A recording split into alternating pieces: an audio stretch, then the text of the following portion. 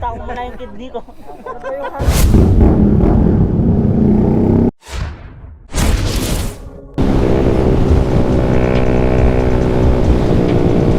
Woo! Sarap! Alright, nandito tayo. Asan yung cellphone ko? Pambihira yun. Naiwan doon sa lamesa. Akala ko kinuha ni Cold Brew, hindi pala niya kinuha. Niligpit kami ng mga papel andun sa ilalim, sir. Kanina siguro na screen printer, no? Opo. Naiwan ko yung cellphone ko doon, buti sila nakakita. O, nilowert ko yan. Hindi tayo bukas na. Benta ko muna yung kidney ko. Binibenta ko yung mga 15. 150,000. Oh, 150. Bili mo na. Binibenta ko. Nakitan tayo. Oh, sampan sa akin, sampan sa'yo. Sipa. Anong ulam? Wow. Ano yan? Munggo. Tapos, sige. Galunggong. Tapos abro. Nice. Sarap. Oh, kain tayo.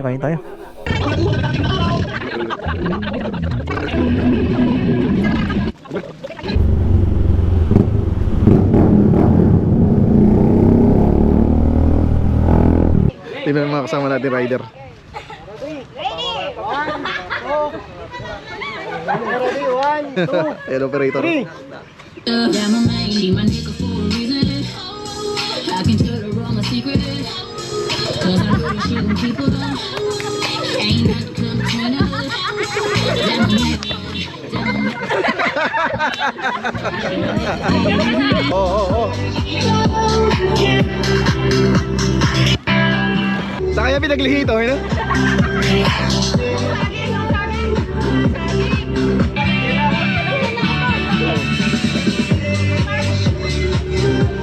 Punta ka pa kay Kang Nolski. Ako, diretso na ako. Naantay ka. Nagkamadali ako eh. Baka umiyak. Ha?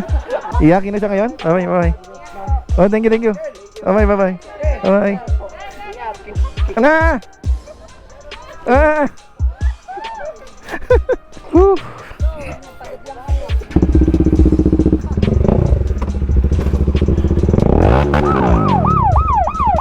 Hintayin lang natin yung mga tropa natin. Sabay-sabay tayong lalabas ng Tarlac. Ang sarap ng pagkain, nakikain tayo kanina. Galunggong, tsaka yung balatong na may, hindi ko alam, miswa ba yun? Pero masarap, grabe. Itong way na to, papuntang Victoria, Tarlac. At pupuntahan din natin yung tropa natin na may birthday ngayon. Dadalang na natin para i-greet siya, and then diretso na tayong umuwi. Alright.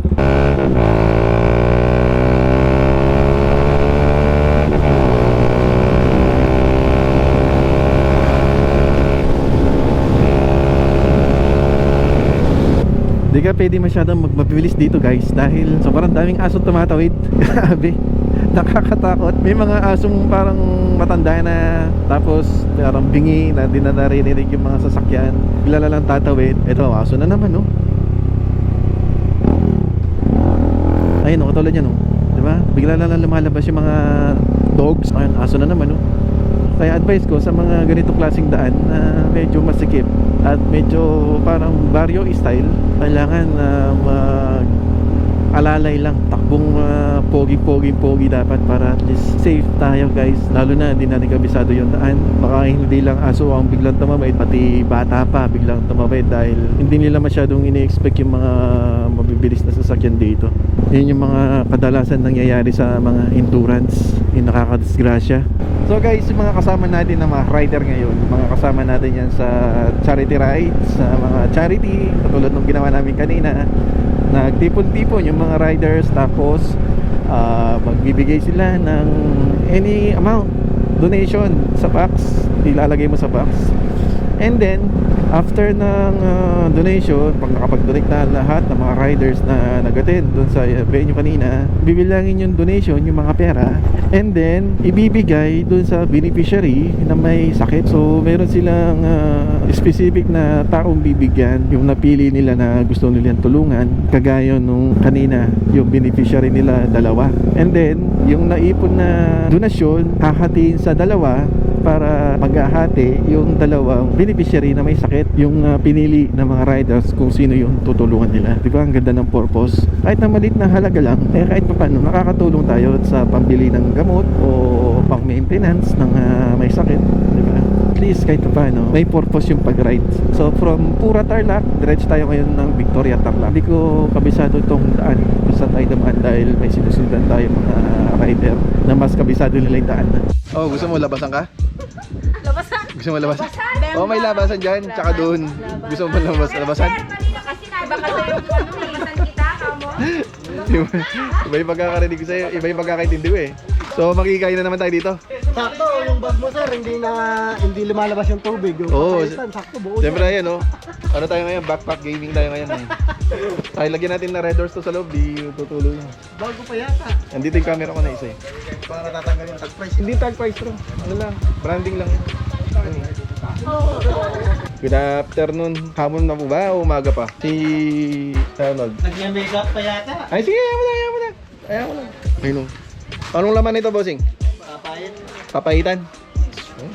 Papaitan. Anong lugar to? Balibago to? Pura? Ah, Balibago Tarlac. So, nasa Balibago Tarlac tayo. Kanina nasa Pura, ngayon nasa Balibago Tarlac tayo. As you can see, this is my bag, motovlog bag. So tinetestin natin ngayon guys yung ating bag. Kahit na umulan, hindi papasukan ng tubig yan. So pauwi na tayo ng Tarlac. Sobra yung ano natin, ride natin ngayon. Grabe, busog na busog tayo. Dalawa yung pinuntahan natin na bahay na kumain tayo. Yung una, dito sa Maypura, malapit sa charity ride na pinuntahan namin kanina. So nag-prepare sila ng lunch, kumain tayo ng galunggong, munggo, tsaka yung labong. Ayan, uso kasi sa mga probinsya yung lutong labong galing sa kawayan. And then after namin sa Pura, pinuntahan namin yung tropa dito sa may Balibago Tarlac, si Sir Arnold. Kumain tayo ng palabok, roasted chicken, ano pa ba? Shanghai, ayan. Sobra, sarap, grabe. Sulit na sulit yung ride natin ngayon. Busog na busog. Di naman tayo naabutan din ng ulan na masyado. Kung wala na konting-konti lang, di naman tayo nag-alala dahil kung sakali man uulan, safe na safe naman yung mga gamit natin dito sa ating backpack. Dahil today's video, today's motovlog natin, backpack gaming tayo guys, no? First time kung magmotor na naka-backpack, gamit natin ng backpack. Siyempre yung Motowolf, kaya tinesting natin. So umulan kanina and napan-checking sa mga gamit natin. Dala ko pa yung ating camera na DSLR. Magpipicture sana tayo kung meron tayong makitang magandang spot dito, magpipitik tayo. Kaso parang wala tayong makitang magandang spot. So waterproof yung ating backpack. No worries tayo sa ulan. Safe na safe yung mga gamit natin, yung mga cellphone, yung mga camera. Kung meron tayong dalang drone, ayan, mga damit, extra damit, safe na safe. Try nyo din bumili ng backpack from Motowolf. Nabili ko tong Motowolf backpack na to sa SMX Convention Manila, kung saan nagkaroon ng bazaar si Makina Moto. Ayan, nagka-chance tayo bumili ng backpack dyan. Although matagal na ako naghahanap ng mga backpack na waterproof, that day nakita natin tong si Motowolf na may mga exhibit at may mga display ng mga item nila. And then nakita ko nga na may backpack, kaya binili na natin kaagad. Murang-mura lang, hindi ko lang maalala kung magkano. So tamang-tama pagka maglo-long drive ka o ma-endurance ka, tamang-tama kung ayaw mo magkabit ng top box sa iyong motor, pwedeng-pwede itong backpack. At least kahit iwanan mo yung motor mo, dala-dala mo pa rin yung gamit mo sa bag. At hanggang dito na lang ating vlog. Maraming salamat sa mga nakasama natin kanina. Grabe, solid. Busog na busog ako. Kapag TikTok pa. May mga TikTok pa sila ginawa kanina. Ito lang yung ating Sunday ride for today. Maraming salamat.